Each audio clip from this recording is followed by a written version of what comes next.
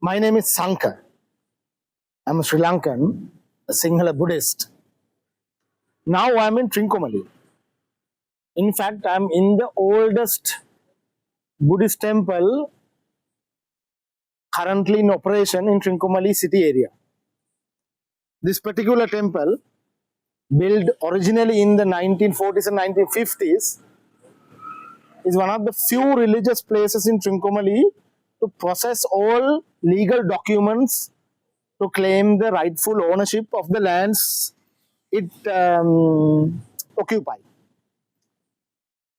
The English audience who's following Sri Lankan developments may wonder what has happened in Trincomalee related to this temple.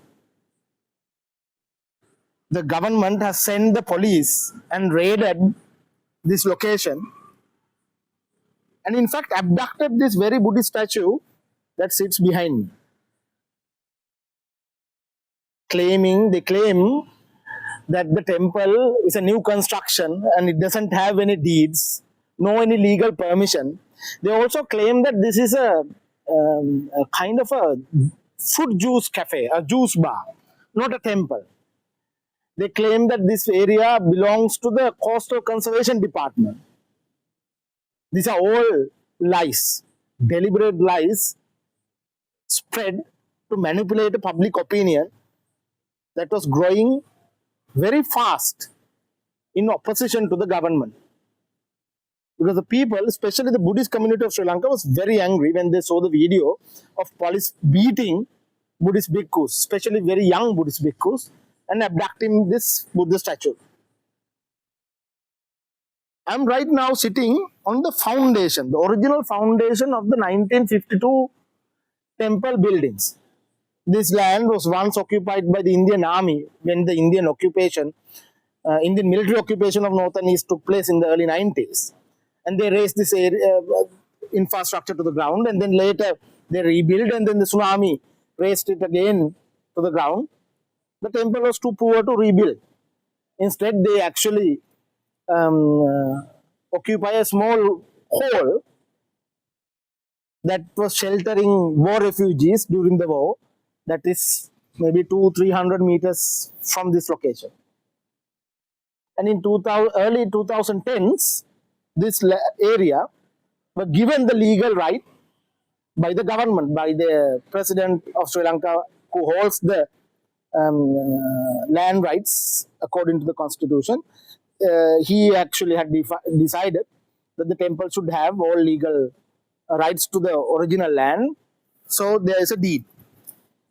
There's a registration that is required under Sri Lankan law in the Buddhist Affairs Department in the Ministry of Cultural Affairs and Religious Affairs in Sri Lanka that recognize this as a temple and recognize this very original building that I'm sitting on the foundation of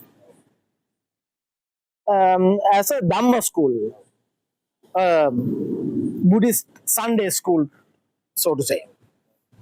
So now the government is claiming that the opposition groups are using this incident to spread racism and racial hates between communities to gain political power. But the truth cannot be far from it.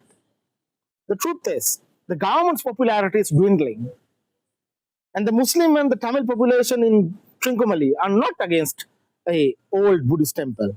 In fact, even a few hours ago when I first visited this premises, there were Muslim women sitting and enjoying the view.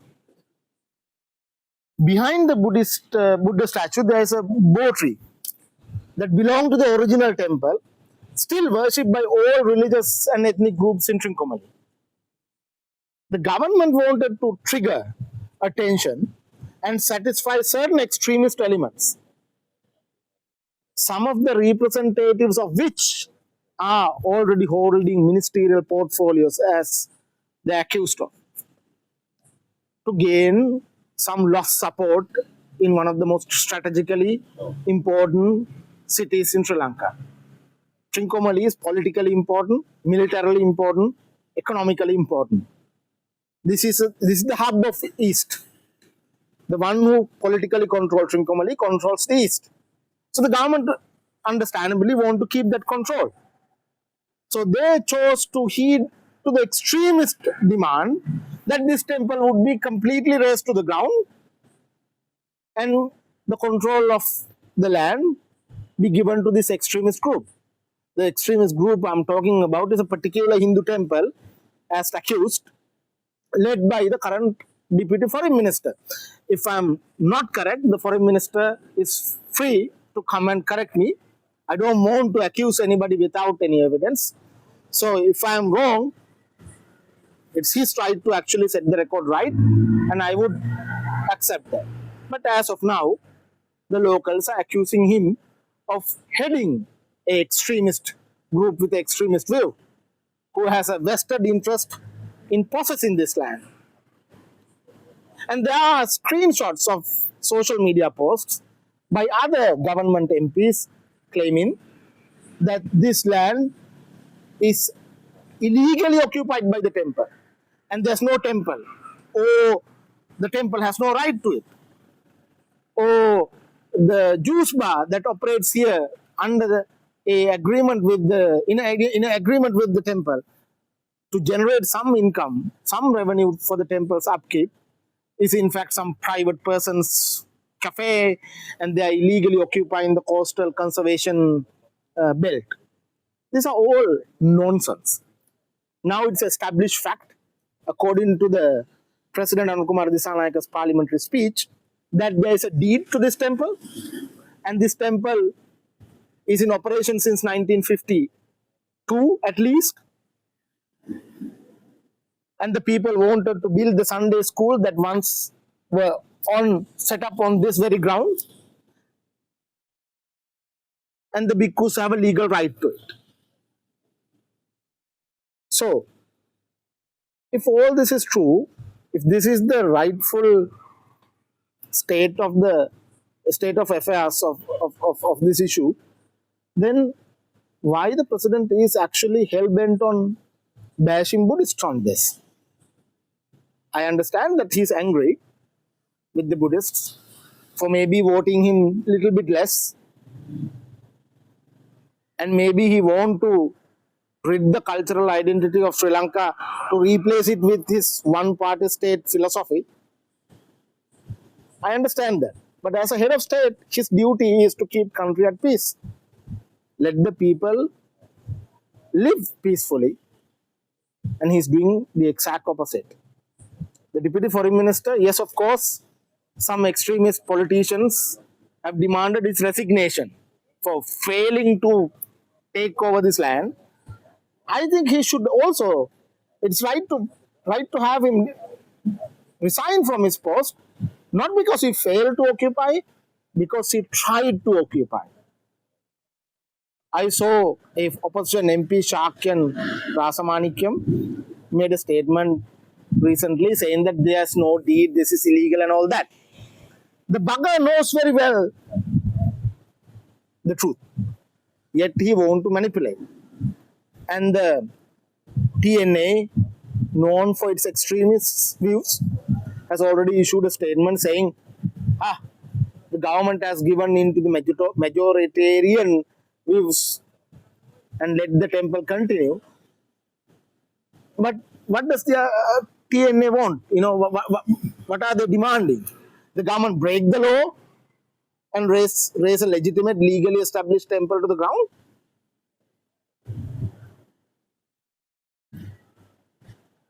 My appeal to everyone who's listening is not to fall for the fascist far-right propaganda spread both by the government and some extremist opposition groups, saying that the temple is illegal and it's illegally occupying land. Land belongs to some native people that they want to preserve the purity in terms of ethnic and cultural identity. If you are a German, you may know how dangerous this racially pure polity can be. You suffered once greatly, and the world suffered even bigger, even more because of it. So, let the temple be rebuilt. Let the temple have an income by legitimately owning a fruit bar. If a Buddhist monk is going fishing and operating a butchery, then that's a problem. Buddhist monks are not supposed to do it. Bhikkhus are not supposed to do it. But this is a fruit bar, a juice bar. What's wrong in operating such a business? So the temple can pay its electricity bill and a water bill if they are ever allowed to take the water connection from the central water supply system, which is now not the case. So, Mr. President, think again before you spread hatred, before you use your large bot farms to attack bhikkhus, to spread hatred against Buddhists, because you are attacking your own vote base. Just because they voted you doesn't mean they buy into your anti-Buddhist rhetoric. The country is not anti-Buddhist. The country has a cultural identity. Respect it or go home. Or the people will one day send you home for this. Don't go down in history as a jackass.